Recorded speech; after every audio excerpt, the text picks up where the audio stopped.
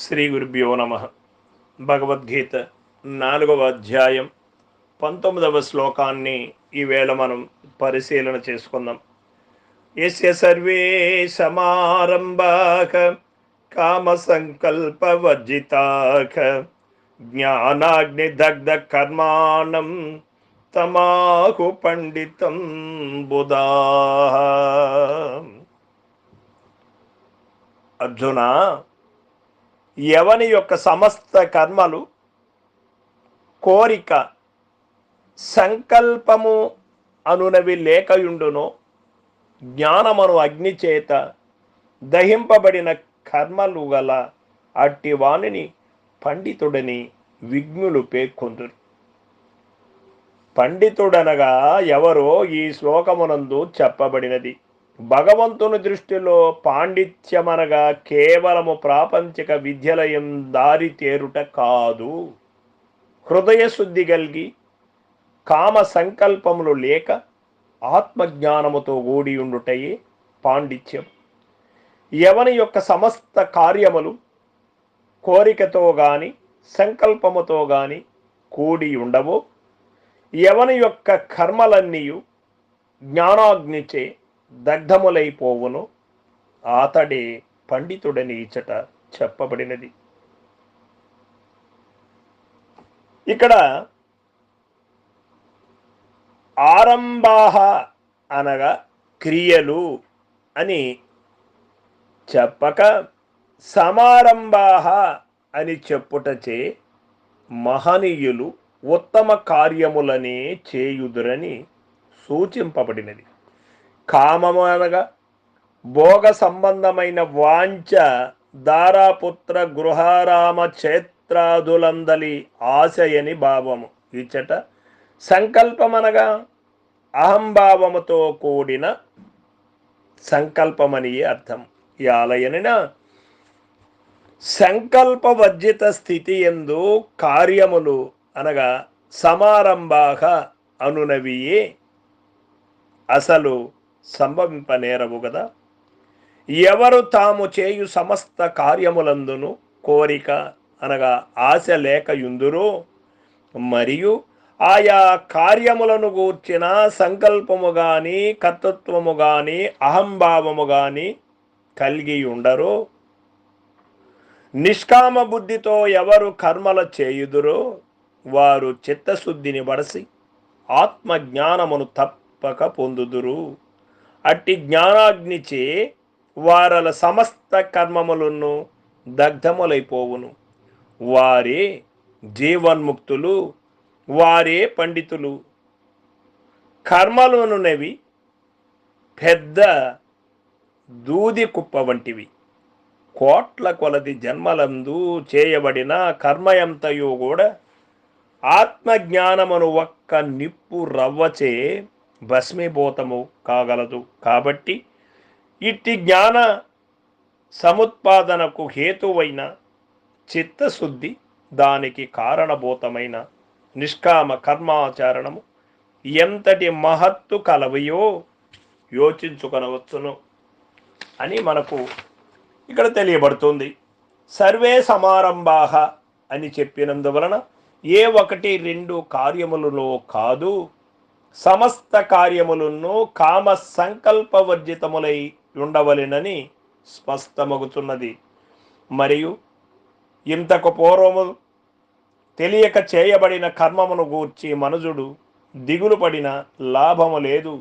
అది ఎట్టి కర్మ అయి ఉన్నప్పటికీ ప్రయత్నపూర్వకముగా ఇప్పుడు నిష్కామ కర్మాచరణాదుల ద్వారా జ్ఞానమును సంపాదించుకొనిన చాలును. అది ఎంతయు నశించిపోగలదను సత్యం ఈ శ్లోకము ద్వారా తెలియబడుతున్నది.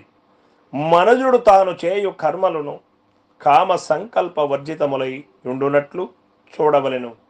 అహంభావయుక్తమగు సంకల్పమే బంధము, కర్తృత్వమే బంధము, ఆసక్తియే బంధము. ఇక్కడ ఆసక్తియే బంధమునకు కారణం. సంకల్ప రాహిత్యమే మోక్షము. అట్లు కామ సంకల్పరహితముగా కార్యములనొనొచ్చు వాడి పండితుడు అని విజ్ఞులు బుధాహ పలుకుతున్నారు. సామాన్యులు కాదు. అట్టివాడెన్ని కర్మములను చేసినను శాంతినేయబడయును. అట్లు కాక కామ సంకల్పముతో కూడియుండువాడు ఏ కర్మను చేయక ఊరక ఉన్నప్పటికీ అశాంతిని పొందును. ఇది కర్మ రహస్యము. తాట తెలివి చేశాడు భగవానుడు. ఏ కర్మములు చేయకుండా నేను సన్యాసిని అని సన్యసించి శరీరానికి సన్యాసం కల్పించి మనసుకు సన్యాసం ఇవ్వకుండా కర్మములలో రహస్యము తెలియకుండా ఉన్నంత మాత్రమున సాధించినది ఏమీ లేదు అని భగవానుడు చెప్పాడు. భగవద్గీత ఎక్కడా కానీ సోమరితనానికి చోటు ఇవ్వలేదు.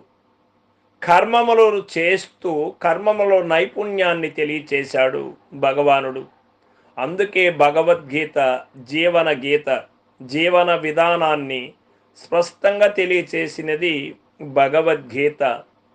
మానవుడు సంసార భవబంధాన్ని తెంచుకొని ఎక్కడికో బయట వెళ్ళవలసినటువంటి అవసరం లేదు. సంసారములోనే ఉంటూ నీటిపై ఉన్న పడవలాగా, నీటిలో ఉన్నటువంటి తామరాకులాగా తన యొక్క జీవనాన్ని ఎంచుకునే విధానం భగవద్గీత నేర్పుతుంది.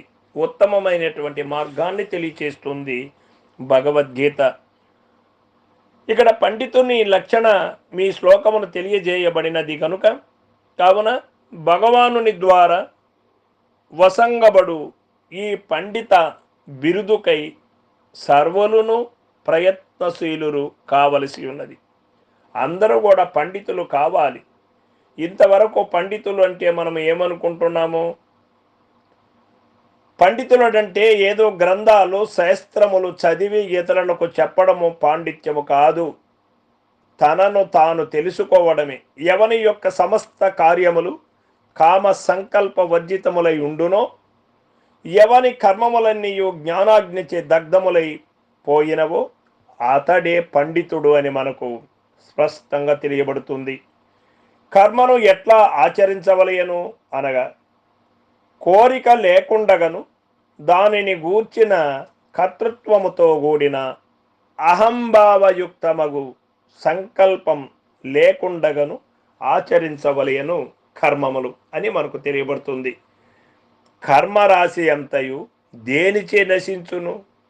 ఎన్నో జన్మ పరంపరలుగా చేస్తూ ఉంచినటువంటి ఈ కర్మముల మొత్తం సమూహం నశించాలి అంటే జ్ఞాన అగ్ని, ఒక అగ్గి పుల్లతో కొండలో ఉన్నటువంటి చెట్టు చేమలు చెత్త చెదారము ఏ విధంగా పూర్తిగా భస్మీభటం అవుతుందో ఆ విధంగా జ్ఞానాగ్ని అనే గురు సూచన ద్వారా జ్ఞానాగ్ని సంపాదించుకున్నప్పుడు నీలో ఉన్నటువంటి ఈ పాపకోపములన్నీ కూడా నశించిపోతాయి, భస్మీభటమవుతాయి అని తెలియబడుతుంది. సర్వం సద్గురు పాదార్పణమస్తు. జై గురుదేవ.